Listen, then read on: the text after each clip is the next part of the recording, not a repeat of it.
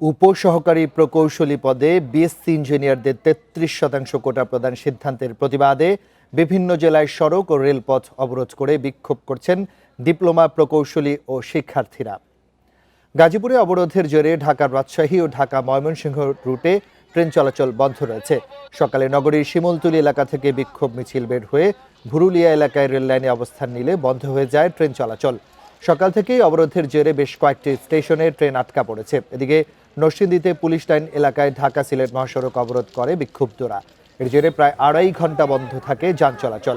আন্দোলনকারীদের দাবি, আসন্ন সংসদ নির্বাচন বানচাল দেশকে অস্থিতিশীল এবং কারিগরি শিক্ষা ধ্বংস করার ষড়যন্ত্র হিসেবে উপসহকারী প্রকৌশলী পদে ৩৩% কোটা দেওয়ার প্রস্তাব দেয়া হয়েছে।